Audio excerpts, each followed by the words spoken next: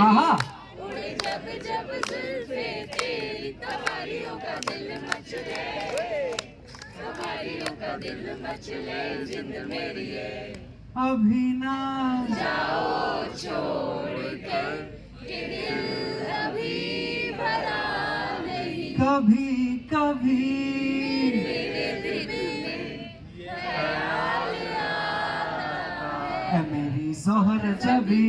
तुझे मालूम नहीं, तू अभी तक है हंसी और मैं जवान, तुझ पे कुर्बान मेरी जान, मेरी जान। क्या बात है, शो कैंसल। हम आधा घंटा बैठ के सिर्फ गाने गाएंगे, बैंड बनाएंगे 100 लोगों का और रेpertoire के ऑफिशियल। नाइस, जो गाने गा रहे थे खुद के लिए ताली बजा लो यार, लवली।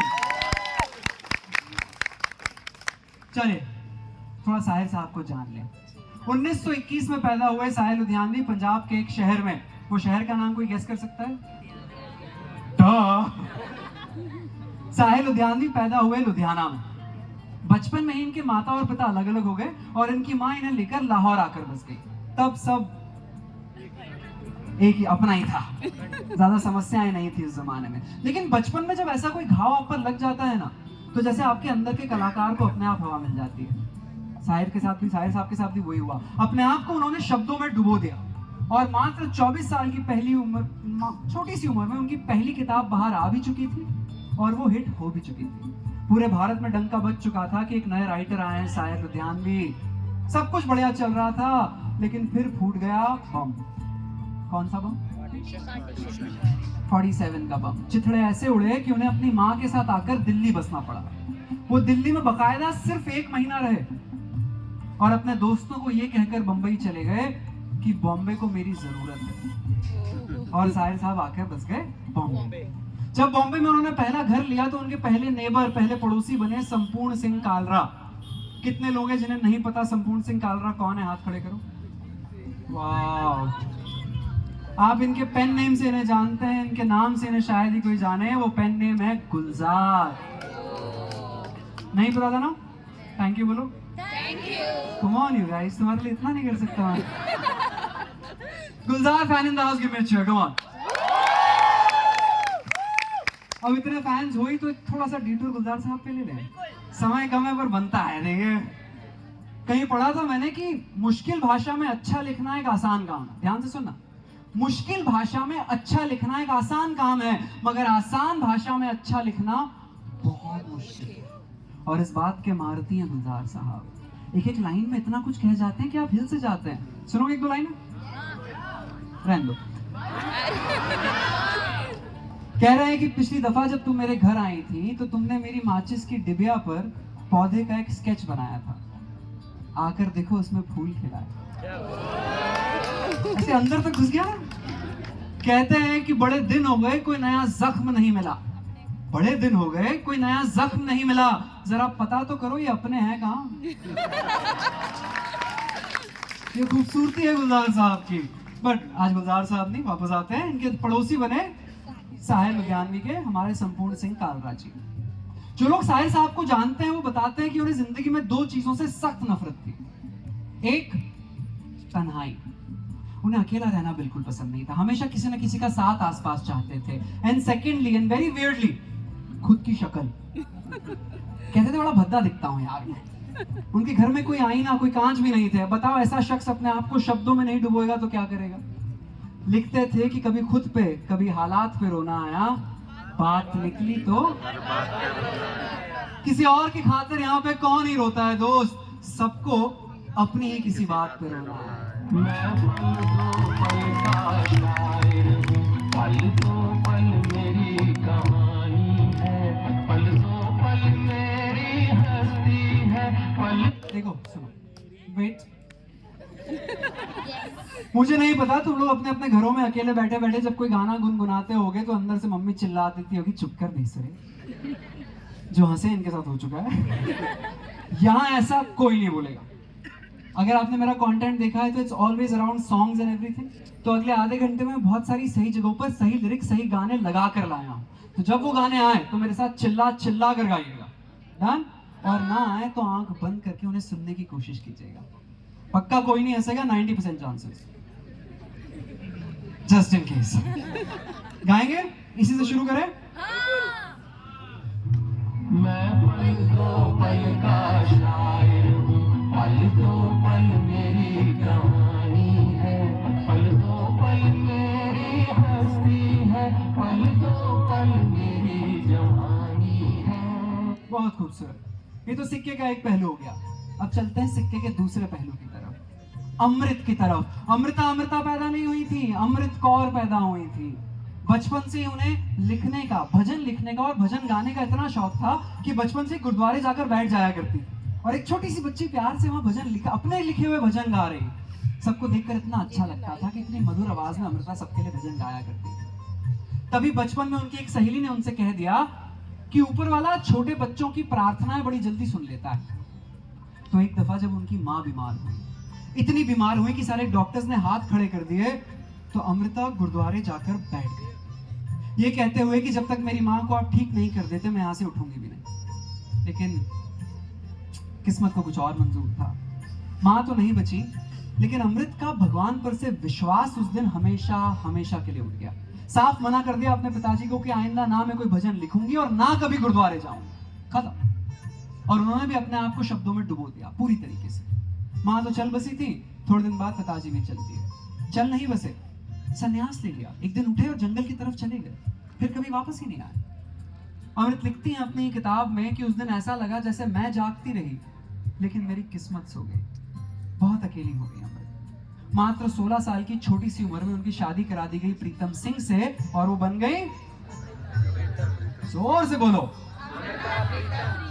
लखनऊ है यहाँ पे, तुम जय माता दी भी बोल सकते हो। अमृता प्रीतम। लेकिन फिर फूटा बम, वही वाला बम, 47 का बम। देखो यार, all of us are too young to understand कि 1947 कितना खराब समय था। गुलजार साहब, साहिर साहब और अमृता जी सब उस समय में उधर से इधर रिफ्यूजियों की तरह आए थे। इन्होंने, इनकी सारी लिखावट में आपको वो ट्रॉमा दिखाई देता है। इनकी किताबों में आप पढ़ो तो ये बताते हैं कि इन्होंने सड़कों पे लाशें कटती हुई देखी है, उनका खून सूख जाते हुए देखा है, और कई महीनों बाद लोगों को आकर वो खून कुरेद कुरेद कर निकालते हुए भी देखा है। अब ये पिक्चराइजेशन, ये विजुअल अगर आपके जहन में है तो क्या कभी भी बाहर जा पाएगा? घर कर जाएगा। इनके साथ भी वही हुआ। उस समय सिख औरतों पर इतना अत्याचार हो रहा था कि अमृता प्रीतम ने एक छोटी सी कविता लिखी थी खड़ी पंजाबी में, जिसका नाम था की अखांज वारिस शाहनू। भाई एनी चांस किसी ने पढ़ी है? 2 ICSE वाले। खड़ी पंजाबी में है। वारिस शाह का नाम सुना है? वारिस शाह एक पंजाबी पोएट थे जिन्होंने हीर रांझा की कहानी लिखी थी हीर के पॉइंट ऑफ व्यू से, ये बताते हुए कि कैसे समाज एक औरत का नजरिया नजरअंदाज ही कर दिया करता है हमेशा के लिए। तो अपनी कविता तो बहुत बड़ी है अमृता जी की, मैं 4-6 लाइनें हिंदी में ट्रांसलेट करके आपको सुना सकता हूँ, अगर कहो तो। कह रही है वारिस शाह से कि आज कहती हूँ वारिस शाह से कि अपनी कब्र में से बोलो और इश्क की उस किताब का एक नया पन्ना। जब पंजाब की एक बेटी रोई थी तो तुमने इतनी लंबी दास्तान लिख दी, आज पंजाब की लाखों बेटियां रो रही हैं। सब तुमसे कह रही हैं कि दर्दमंदों के दोस्त, पंजाब की हालत देखो, चौपाले लाशों से भरा पड़ा है, चैनाब लहू से भरा पड़ा है, और किसी ने 5 दरियाओं में जहर घोल दिया है, और अब यही पानी आने वाली नस्लों को सींच रहा है। आज कहती हूँ वारिस शाह से कि अपनी कब्र में से बोलो। कहते हैं उस जमाने में ये कविता हर दूसरे शख्स की जेब में मिल जाया करती थी। दोनों अवाम, हिंदुस्तान और पाकिस्तान का बेपनाह मोहब्बत, बेपनाह इश्क और बेपनाह नफरत दोनों अमृता को मिली। अमृता कहती थी जो लोग मुझसे नफरत करते हैं ना, वो मुझसे आज तक कभी मिले ही नहीं। बहुत बेबाक थी अमृता, ऐसी की तैसी कर दिया करती थी बातों में। 1960 में, देखो उनके नाम से प्रीतम तो जिंदगी भर नहीं गया, मगर 1960 में उनका प्रीतम सिंह से साथ छूट गया, अलग अलग हो गए वो लोग। अब जो मैं बात आपको बताने जा रहा हूँ, ये सुनकर शायद आपके अंदर का फेमिनिस्ट जाग जाएगा, तो उसे सुनाए रखना, क्योंकि मैं सिर्फ सुना रहा हूँ, ये सब हो चुका है पहले। जब अमृता जी ने अपने पति को छोड़ा तब उनके 2 बच्चे हो चुके थे, और एक दिन वो उठकर चल दी ये कहते कि मेरी जिंदगी मुझसे कुछ और चाहती है, मैं ये करने के लिए पैदा नहीं हुई हूँ। वो उठी और चल दी। आप सोचकर देखो ये काम आज की औरत के लिए भी करना कितना मुश्किल है। ये 1960 में कर चुकी थी मैं, इसलिए बेबाक है अमृता। वो उठी और चली, और यही हुआ जिस चीज का उनको डर था, एग्जैक्टली वही हुआ। प्रीतनगर के एक मुशायरे में उन्होंने शेर पढ़ते हुए सुन लिया, जोर से बोलो, साहिर लुधियानवी साहब को। लिखती है किताब में कि उस पल ऐसा लगा जैसे शख्स से मेरा पिछले जन्म का कोई नाता है। और कुछ तो नहीं जानती, लेकिन इतना कह सकती हूँ कि उस पल मेरे मन की मिट्टी में किसी ने इश्क का बीज बो दिया था, बस। और इन दोनों की प्रेम कहानी धीरे धीरे चलने लगी। बहुत कुछ हुआ था बीच में, पर हम थोड़ा सा जंप मार के आगे आएंगे। तब जमाने में पेपराजीज तो होते नहीं थे। हर कभी न्यूज़पेपर के पेज 3 पे फोटो छपा करती थी कि अमृता साहिर फिर से साथ में देखे गए, एक आर्टिकल छपा करते थे। आप जानते हैं अमृता और साहिर साहब के बीच में सबसे खूबसूरत चीज क्या थी? खामोशी। वो दोनों आपस में ज्यादा बातें नहीं किया करते थे। अमृता बताती है कि कई दफा वो मेरे घर आते और आकर कुर्सी पर चुपचाप बैठ जाते, कुछ नहीं कहते थे। वो कई घंटे हो चुके हैं सामने बैठे हुए हैं चुपचाप। मुझे लगता था मेरी ही खामोशी में से निकला एक टुकड़ा सामने कुर्सी पर आकर बैठ गया है। एक शब्द नहीं कहा इतने घंटों में, बस न जाने कितनी सिगरेट पे सिगरेट पिया करता था। बैठा रहता और सिगरेट पे सिगरेट जलाता रहता, और वो आखिरी सिगरेट रागदानी में बुझाता, चुपचाप उठता और चला जाता। इतने घंटों में एक शब्द भी नहीं कहा किसी ने। अमृता लिखती है कि मैं उसे रोकना चाहती थी, उसका हाथ पकड़ना चाहती थी, उससे इतना कुछ कहना चाहती थी, लेकिन संस्कारों ने वो दूरियां कभी तय ही नहीं होने दी। अमृता ने साहिर साहब की सिगरेट के ऊपर न जाने कितनी कविताएं लिखी। 4-6 लाइनें सुनोगे? सीख गए हो। अमृता लिखती है सिगरेट के ऊपर, again the smokers in the house give me a chair, सुधर जाओ। अमृता लिखती है कि ये आपकी बात है जो तूने मुझे सुनाई थी। ये जिंदगी की वो सिगरेट है जो तूने कभी सुलगाई थी। जिंदगी का अब गम नहीं, बस इस आग को संभाल ले। मैं तेरे हाथ की खैर मांगती हूँ, तू एक सिगरेट और जला।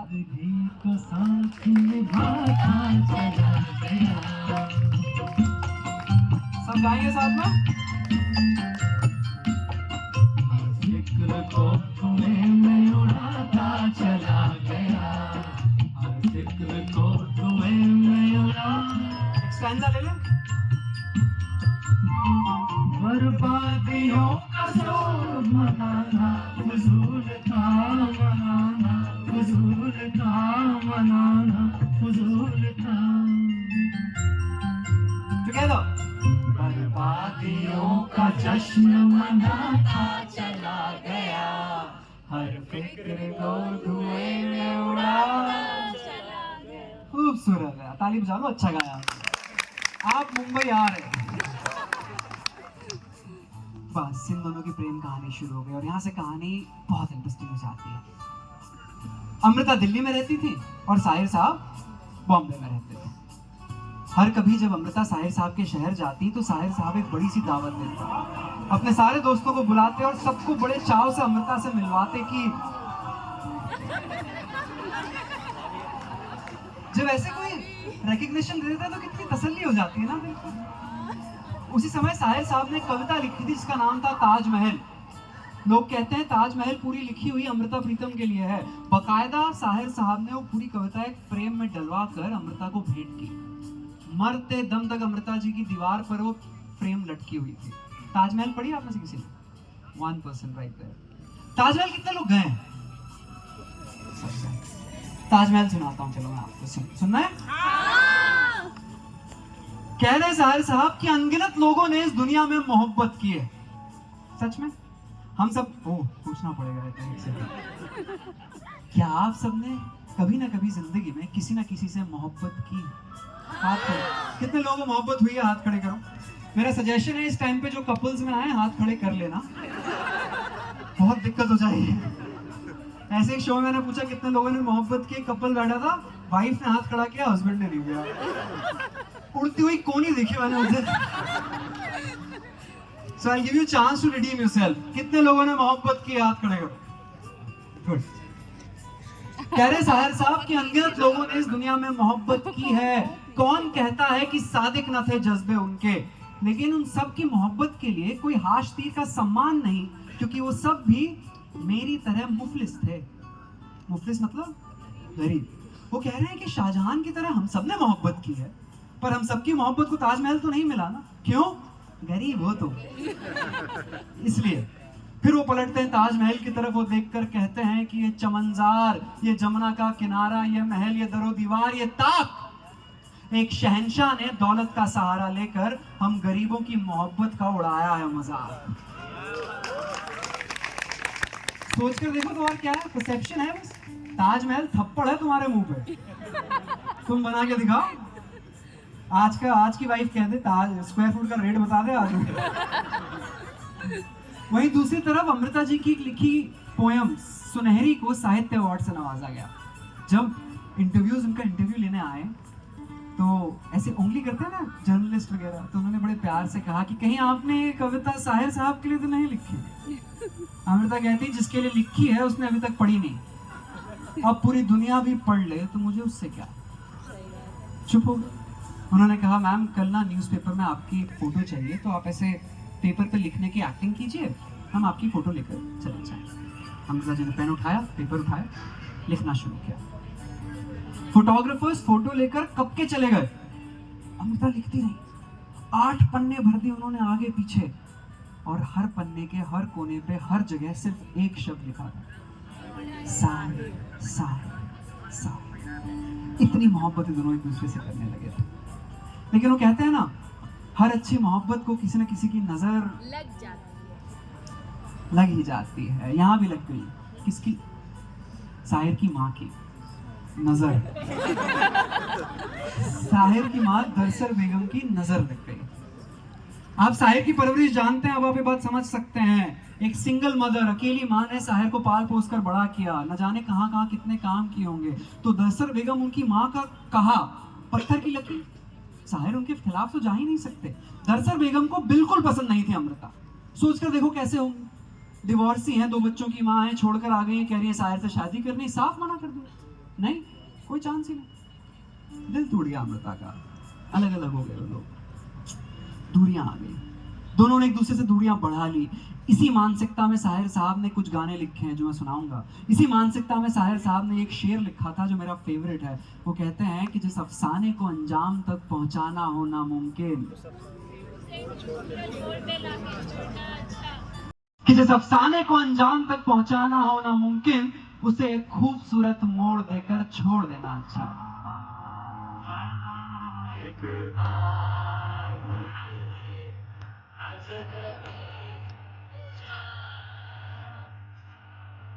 सुना वापस से सुना यार, लगा ना साहिर अमृता के लिए लिखा है।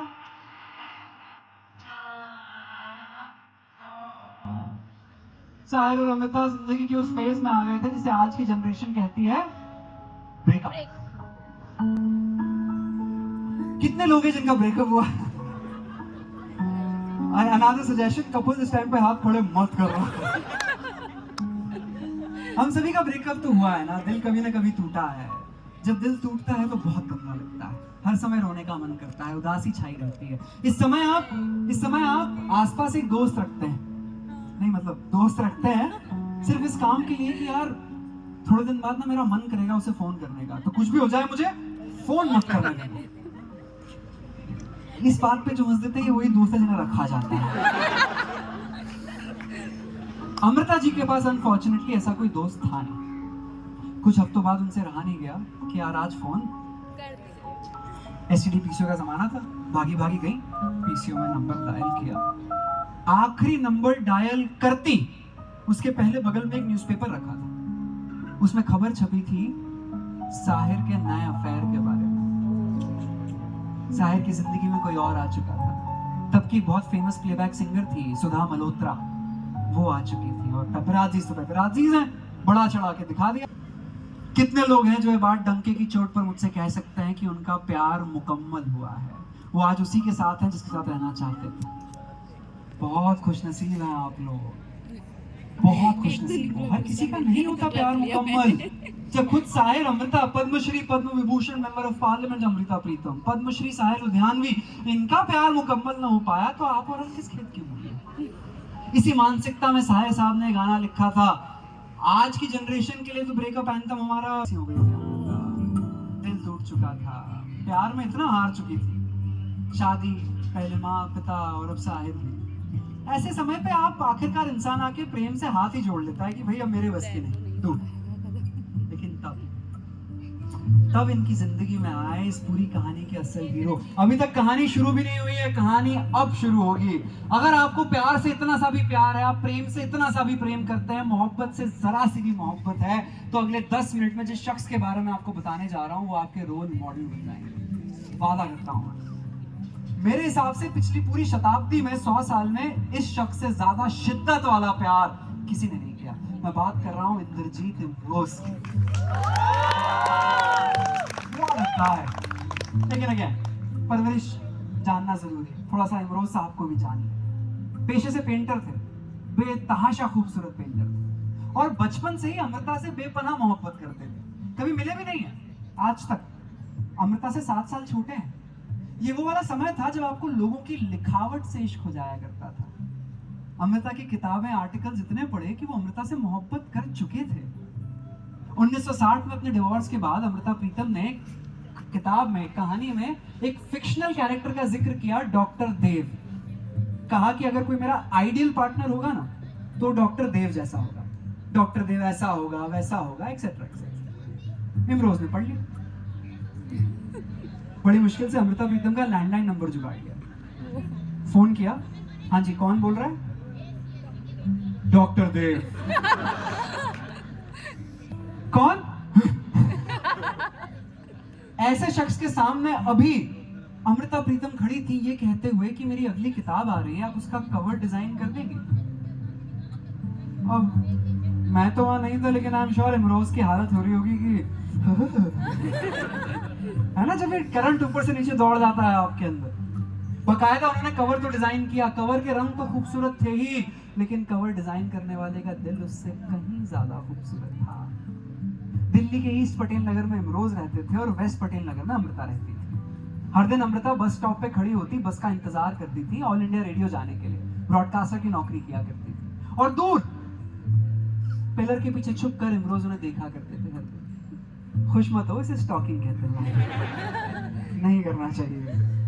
उन्हें बड़ा बुरा लगता था कि अमृता को हर दिन बस से जाना पड़ता है, तो बकायदा 6 महीने तक हर दिन 1-1 रुपया इकट्ठा करके इमरोज ने एक स्कूटर ले लिया, इस उम्मीद में कि यू नो पहुंच गए कि आइए आपको कहीं छोड़ देते हैं। कुछ दिनों पहले मैंने इस पूरे किस्से का एक छोटा सा वीडियो अपने इंस्टाग्राम चैनल पे शेयर किया। I swear to God, India की जनरेशन, इंडिया की जनता कितनी क्रिएटिव है। हर दूसरा तीसरा कमेंट है, भाई 6 महीने 1-1 रुपए तो 180 हुए। वाह, इमरोज का सिलसिला शुरू हो गया। हर दिन वो अमृता को पिक करते, ऑल इंडिया रेडियो छोड़ते, ऑल इंडिया रेडियो से पिक करते, वापस घर छोड़ते। उनकी अच्छी कट रही थी। अमृता जानती थी कि इमरोज उनसे बहुत मोहब्बत करते हैं, अच्छे से, लेकिन उन्होंने इमरोज को साफ कह दिया था कि प्यार व्यार नहीं, प्यार मैं सिर्फ साहिर से करती हूँ और किसी से नहीं। इमरोज को इस बात से कोई दिक्कत नहीं थी, कोई जलन नहीं थी, कोई समस्या नहीं थी। उन्होंने इमरोज को ये भी कह दिया था, शादी वादी तो भैया बिल्कुल दूध का जला छाछ भी भैया फूक फूक कर पीता है, साफ मना कर दिया। Imroz like okay, I don't mind. Imroz खुद बताते हैं ये बात कि जब वो स्कूटर में मेरे पीछे बैठा करती थी ना, जब मैं उन्हें छोड़ा और लाया करता था, तो वो अपनी उंगलियों से मेरी पीठ के ऊपर कुछ लिखा करती थी। इमरोज गाड़ी चला रहे हैं, पीछे अमृता बैठी है, अमृता अपनी उंगलियों से उनकी पीठ के ऊपर साहिर लिखती थी और उन्हें इस बात से कोई आपत्ति नहीं थी। पहले तो अपने अंदर झांको, क्या आपके साथ अगर ऐसा हो रहा हो आपको फर्क पड़ेगा कि नहीं? पर फिर वहां प्यार नहीं बचा ना। प्यार में जलन की कोई जगह नहीं होती, इतनी सी भी नहीं होती। प्यार सिर्फ देना जानता है, वापस लेना कभी नहीं जानता। शादी के लिए साफ मना कर चुकी थी अमृता। इमरोज ने कहा कोई बात नहीं। तब जाकर शुरू हुआ आजाद भारत का पहला लिव इन रिलेशनशिप। आज भी लिव इन को बहुत ऊंची नजरों से देखा जाता है, सोचकर देखना इस बात को। मैं 1960-65 की बात कर रहा हूं। अमृता और इमरोज एक छत के नीचे बिना शादी किए लिव इन में रहने लगे। समाज क्या कहेगा, लोग कितनी निंदा करेंगे, कितनी बातें होंगी, इन सारी परवाहों के बगैर खुश रहते थे, अच्छे से रहते थे। जो लोग उन्हें जानते हैं वो बताते हैं दोनों के कमरे अलग अलग थे, लेकिन दोनों के कमरों के दरवाजे हमेशा खुले रहते थे। सिंबॉलिक है बस कि आप एक दूसरे के लिए हमेशा अवेलेबल हो, और कुछ भी। इन दोनों की कहानी बहुत खूबसूरत चल रही थी कि इसी बीच एक दफा साहिर साहब का फोन आया अमृता को। कहा मैं तुम्हारे शहर आया हूँ, मिलने आओगे? सबको अपना समय याद आ गया जब एक्सेस वापस आते हैं और वो फोन करते हैं। साहिर साहब ने फोन किया, कहा तुम्हारे शहर में हूँ, मिलने आओगी? अमृता ने कहा हाँ बिल्कुल। अमृता मिलने गई, लेकिन इमरोज को भी साथ ले गई। अब सोचो एक टेबल होगी, उस टेबल पे अमृता, साहिर और इमरोज तीनों बैठे, लाइक अ परफेक्ट ट्रायंगल। इसी बीच साहिर साहब ने एक शराब की बोतल निकाली, तीनों के लिए एक पैक बनाया। अमृता और इमरोज जिन्हें अपनी शराबें छुई तक नहीं और चुपचाप उठकर वहां से चले गए। साहिर उन्हें रोकना चाहते थे, जाने नहीं देना चाहते थे, लेकिन इमरोज साथ में थे ना, ज्यादा कुछ कर ना सके, जाने दिया। रात भर बैठ के अकेले शराब पे शराब पीते रहे और नशे में धुत। रात को 12-1 बजे अमृता के लैंडलाइन पे फोन किया। फोन इमरोज ने उठाया था। देता हूं। क्या टूटा होगा दिल उस इंसान का उस समय। अमृता ने फोन लिया। साहिर साहब ने कहा तुम्हारे जाने के बाद एक नज्म लिखी है, सुनोगे? मैं तुमसे पूछ रहा हूँ, सुनोगे?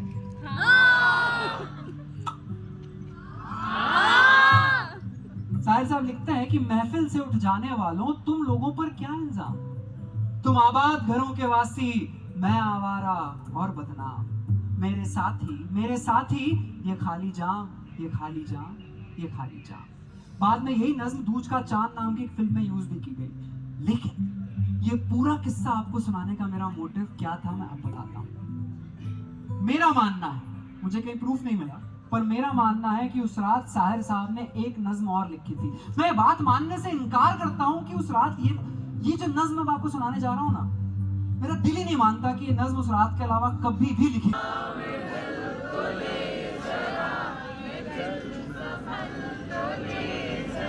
बड़ी देर जी तो लूं, अभी तो कुछ कहा नहीं, अभी तो कुछ सुना नहीं, बुरा ना मानो बात का। क्या बात है यार, तालियां खुद के लिए, बेहद खूबसूरत। ऐसा लगता है कि साहिर साहब अमृता को भूल चुके थे और आगे बढ़ चुके थे, लेकिन ऐसा था नहीं। साहिर साहब भी बेपनाह मोहब्बत कर रहे थे अमृता से हमेशा। ये वाला वो फेज था जब उन्होंने अपने आप को शराब में पूरी तरीके से डुबो दिया था। वो सिर्फ नशे में धुत रहते थे हमेशा, और जब भी कोई उनके पास जाता था कोई गाना लिखवाने की, भाई अगली पिक्चर आ रही, गाना लिख दो, तो बाहर से ही पूछ लेते थे मूड हैप्पी है गाने का या सैड? हैप्पी है तो बाहर निकल जाओ, अभी कुछ दिन सिर्फ सैड सॉन्ग लिखे जाएंगे। इसी बीच राजदीप करके एक लिरिसिस्ट उनके दोस्त थे, वो साहिर साहब के घर पहुंचे। घर आए तो साहिर साहब नशे में धुत थे। उनकी टेबल पे एक छोटा सा कप पड़ा था, धूल से भरा हुआ। तो उन्होंने हाथ बढ़ाया कि लाइए मैं इसे धो देता हूँ। चिल्ला दिए, छूना भी मत। आखिरी दफा जब अमृता मेरे घर आई थी, उन्होंने इसी कप में चाय पी थी। वो आज भी वैसा का वैसा उसी जगह रखा हुआ है। उस समय इस 1.5 साल 2 साल के बीच में साहिर साहब ने वो कविता और वो गाना लिखा जो आप सब ने सुना है, अभी गाया है और अभी बज भी गया था। अब आप समझ पाओगे कि वो अमृता जी के लिए लिखा गया था। मैं बात कर रहा हूँ, सबने सुनी है कविता? तो मैं नहीं सुनाऊं ना, चलो आगे बढ़ते हैं। सबने सुनी है ना?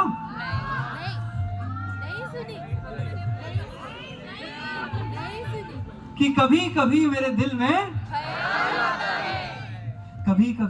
में ख्याल आता है कि जिंदगी तेरे जुल्फों की नर्म छांव में गुजरने पाती तो शादाब हो भी सकती। ये रंजो गम की स्याही जो दिल पर छाई है, तेरी नजरों की शुआओं में खो भी सकती थी, मगर ये हो न सका।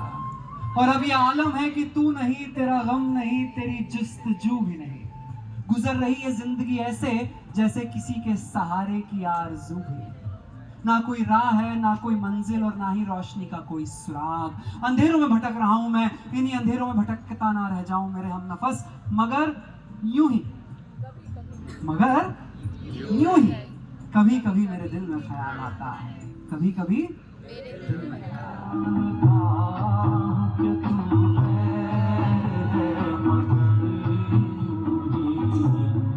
मैं जानता हूँ कि तू गैर है, मगर कभी कभी।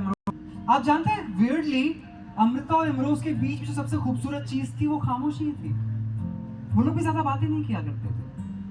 अमृता को रात भर जागकर लिखने का शौक था और इमरोज को सुबह जल्दी उठकर पेंटिंग करने का शौक था। जब अमृता रात में जागकर लिख रही होती थी तो बीच रात में इमरोज अलार्म लगाकर उठते, चुपचाप किचन में जाते और एक कप चाय की प्याली बनाते, धीरे से बिना शोर किए आते, अमृता के कमरे में खसका के वापस आके सो जाते बिना कुछ कहे। वहीं सुबह होने के बाद अमृता सोने नहीं जाती थी, वो गार्डन में बैठी इमरोज को एक टक पेंटिंग करते हुए बस देखते रहते। अमृता को कहीं ना कहीं गिल्ट होता था यार। सोचो इस बात को, 7 साल छोटे हैं इमरोज उनसे, ना इन्होंने शादी की, ना कमिटमेंट दिया, ना नाम दिया, बस वो साथ में रहते हैं। तो अमृता को बहुत बुरा लगता था। कई दफा वो इमरोज से कहती थी कि जाओ पूरी दुनिया घूमो, बहुत सारे अनुभव, बहुत सारे एक्सपीरियंसेस तुम्हारा इंतजार कर रहे हैं। इमरोज उसी समय खड़े हुए, अमृता के 3 चक्कर लगाए, कहते हैं लोग घूम ली दुनिया 3 बार। अमृता हंस दी, जीत गए ना आप यहाँ तो बस। इसी बीच एक दफा बंबई से बुलावा आया इमरोज को पिक्चरों में काम करने का। बुलावा भी छोटा मोटा नहीं था, गुरुदत्त साहब का था। Guru Dutt fan in the house, give me a cheer, come on. जितनी भी नई जनरेशन है जिसने गुरुदत्त का नाम भी आज तक नहीं सुना है, मैं छोड़ के आऊंगा बाहर पर। नहीं सुना तुम लोगों ने? नाम बताओ अपने अपने। समझ गए ना बाद में क्या कर रहे हैं? गुरुदत्त साहब का बुलावा था। इमरोज जाना नहीं चाहते थे, इमरोज अमृता को छोड़कर कहीं भी जाना नहीं चाहते थे, लेकिन अमृता ने बहुत प्रोत्साहन दिया, बहुत पुश किया कि ऐसे मौके जिंदगी में बार बार नहीं आते, तुम्हें जाना चाहिए। दिल पर पत्थर रखकर इमरोज चल दिए। जैसे ही इमरोज गए, अमृता अगले ही दिन बीमार पड़ गई। जब आपका साथी इतने सालों से जो साथ रह रहा है, हर दिन साथ रह रहा है, वो चले जाएगा तो अजीब सा खालीपन लगने लगेगा। हर दिन इमरोज उन्हें फोन करते, ट्रंक कॉल, वो पता नहीं चलने देती कि उनकी तबीयत खराब है। उदास तो वो बहुत थी, ये सोचकर कि इस बंबई ने पहले साहिर मुझसे छीन लिया और अब इमरोज भी।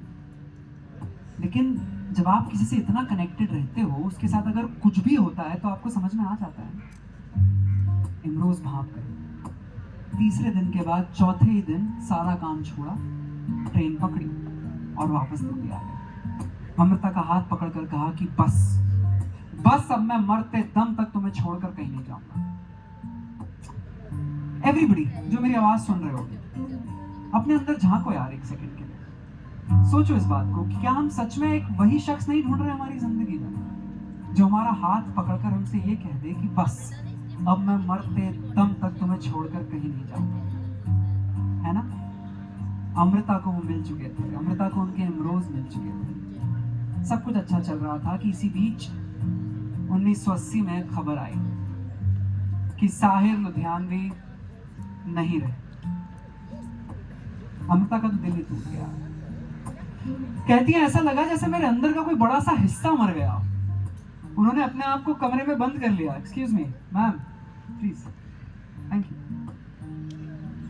उन्होंने अपने आप को कमरे में बंद कर लिया अमृता जी ने, और एक छोटी सी कहानी लिखी। कहानी सुनोगे?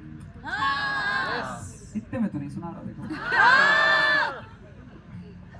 अमृता जी ने अपने आप को कमरे में बंद रोने की हालत में एक छोटी सी कहानी लिखी। कहा साहिर को याद करते हुए कि याद है साहिर, एक दफा तुम और मैं एक मुशायरे में गए थे, गलती से तुम्हारे नाम का नेम टैग मेरे पास आ गया था और मेरे नाम का नेम टैग तुम्हारे पास चला गया था। शायद जब मौत लेने आई होगी तब भी यही हुआ होगा। वो लेने तो मुझे आई थी, लेकिन धोखे से तुम्हें लेकर चली गई। 400 से ज्यादा गाने लिखने वाले, अपनी बात को इतनी सरलता सहजता से लोगों के सामने रखने वाले साहिर लुधियानवी नहीं रहे थे। लेकिन यहाँ बैठे किसी भी शख्स को या इस पूरे भारत देश में किसी भी शख्स को साहिर साहब की मौत पर अफसोस करने का हक है ही नहीं। वादा करता हूं। क्यों? पूछो क्यों? क्योंकि साहिर साहब खुद कहकर गए हैं, साहिर तो नहीं रहे, लेकिन अमृता जी और इमरोज साथ साथ खुशी खुशी रह रहे। नई सदी आ चुकी थी, 2000 का समय आ चुका था। इमरोज का साथ अमृता को हर दिन नया और ताजा बना रहा था, लेकिन कहीं ना कहीं शरीर तो बूढ़ा होने लगता है। अमृता जी के शरीर को बीमारियों ने घेर लिया था, बहुत वीक हो गई थी। एक दफा उनका फिर से गिल्ट जागा। उन्होंने इमरोज को देखकर कहा कि राही, तुम मुझे शाम के समय क्यों मिले? ये मेरी फेवरेट लाइन है अमृता जी की कही। अमृता इमरोज के लिए कह रही हैं कि राही, तुम मुझे शाम के समय क्यों मिले? मिलना ही था तो जिंदगी की दोपहर में मिलते। कि राही, तुम मुझे शाम के समय क्यों मिले? अब तो जिंदगी का सफर खत्म होने वाला है। मिलना ही था तो जिंदगी की दोपहर में मिलते। कम से कम दोपहर का ताप तो देख लेते। देखो, मैं तो वहां नहीं था, पर आई एम श्योर इमरोज ने बदले में कहा होगा कि मेरी ज़रूरत थी, तुझे मालूम नहीं, तू अभी तक है हंसी और मैं जवान, तुझ पे कुर्बान मेरी जान मेरी जान। और आखिरकार 2005 में अमृता जी भी बकायदा वादे के मुताबिक आखिरी पल तक, आखिरी सांस तक इमरोज उनका हाथ पकड़े उनके पास बैठे थे। जो वादा किया वो आयरॉनिकली ये गाना भी शायर नहीं लिखता था। नहीं रहे। मरने से करीब साल भर पहले शायद अमृता जी ने अपनी एक आखिरी कविता लिखी थी। शायद उसी कविता के कारण ज्यादातर लोग अमृता जी को जानते हैं। वो कविता थी, आप ऐसे समझ लो, पिछले आधे घंटे में मैंने जितनी भी आपको कहानी सुनाई है, ये पूरी कहानी सिर्फ इसलिए सुनाई है ताकि मैं अब आपको एक कविता सुना सकूं। बस सुनोगे? लाउडेस्ट ऑफ द हां अमृता, अब आप समझ पाओगे, पूरी कविता इमरोज के लिए लिखी गई है। पेंटर इंद्रजीत इमरोज के लिए अमृता लिखती हैं कि मेरे साथी मेरे राही, मैं तेनू फिर मिलांगी। वो समझ गई थी अंत नजदीक है, ज्यादा दिन अब बचे नहीं है, तो उन्होंने लिखा कि मैं तेनू फिर मिलांगी। कित्थे किस तरह नहीं पता, शायद तेरे तखय्युल दी चिनक बन के, तेरे दिमाग की इमेजिनेशन बन के, शायद तेरे तखय्युल दी चिनक बन के तेरे कैनवास ते उतरांगी, या तेरे कैनवास ते उत्ते एक रहस्यमयी लकीर बन के खामोश तेनू तकती रवांगी। जा खोरे सूरज दी लौ बन के तेरे रंगा विच घुलांगी, तर रंगा दिया पामा विच बैठ के तेनू एक तक वालांगी। कित्थे किस तरह नहीं पता, पर मैं तेनू जा खोरे चश्मा बनी होवांगी, जा जिदे झरने आदा पानी उड़दा, पानी दिया बूंदा तेरे पिंडे ते मलांगी, एक ठंडक जही बन के तेरे छाती दे नाल लगांगी। मैं और कुछ नहीं जान दिया, पर ऐना जान दिया कि वक्त जो भी करेगा एक जन्म मेरे नाल तुरेगा। ऐ जिस मुकदा है ता सब कुछ मुक जाता है, जिस खत्म होता है तो सब खत्म हो जाता है। ऐ जिस मुकदा है ता सब कुछ मुक जाता है, पर चेत्या दे धागे कायनात की कणा ने होते हैं। हमारी यादें ही हैं जिसके धागे इस सृष्टि को बनाए हुए हैं, कि चेत्या दे धागे कायनात की कणा ने होंदे ने। मैं उन कणा नु चुनांगी, धाग्या नु वलांगी। कित्थे किस तरह नहीं पता, पर मैं तेनू मैं तेनू मैं